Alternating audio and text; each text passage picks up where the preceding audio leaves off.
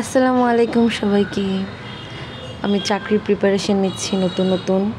তো আমি যেভাবে প্রিপারেশনটা শুরু করি, মূলত আমার অনার্স ফাইনাল পরীক্ষার পরেই না, আমি আরও আগে থেকেই টুকটাক পড়ছিলাম, কিন্তু সেভাবে পড়া হচ্ছিল না। আমি ইউটিউবে অনেক ভিডিও দেখতাম কিভাবে পড়া শুরু করব, কি করলে ভালো হবে।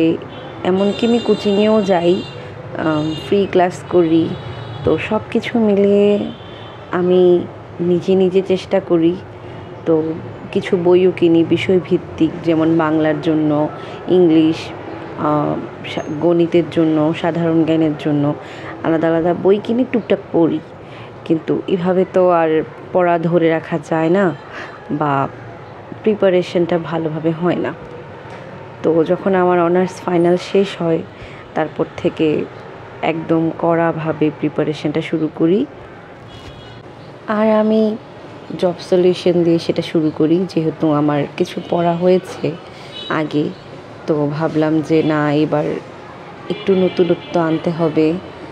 আর অনেক বিষয় যখন একটু করে পড়তে থাকি, যখন কোনো জব সলিউশন সলভ করতে যাই বা কোনো পরীক্ষার প্রশ্ন দেখি, সেখানে অনেক কিছুই পারি না বা মনে থাকে না। মডেল টেস্ট দিতে গেলেও মনে হয় আমি তো কিছুই পারি না, মনেই থাকতেছে না।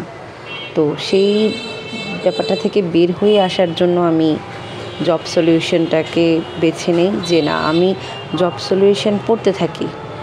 আর প্রাইমারি জব সলিউশনের বিষয়টা হচ্ছে কি, অনেকটাই প্রশ্ন রিপিট হয়, অনেকটা না মানে মোটামুটি রিপিট হয়, যদিও এখন অনেকটা প্রশ্ন প্যাটার্ন চেঞ্জ একেবারে।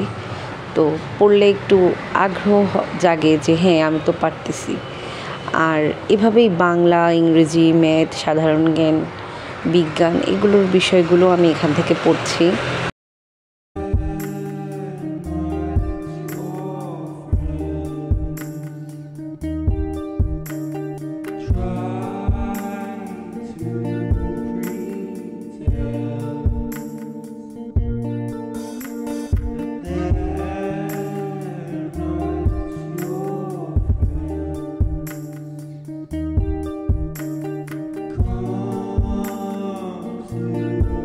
তো আমাকে যদি বলা হয় যে কারো চাকরির প্রিপারেশনটা কি জব সলিউশন ভিত্তিক নেওয়া উচিত, একেবারেই না, অবশ্যই না।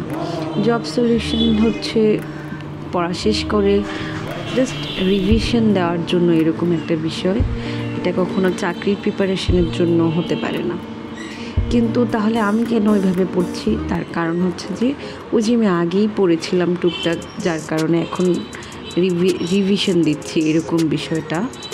যদিও আমার সব কিছু পড়া হয়ে গিয়েছে তা না, আর চাকরির জন্য একটা টার্গেট নিয়ে এগিয়ে যেতে হয়।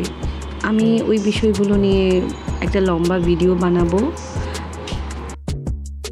প্রিপারেশন নেওয়ার জন্য মূলত প্রশ্ন অ্যানালাইসিস করে পড়া উচিত আমি মনে করি।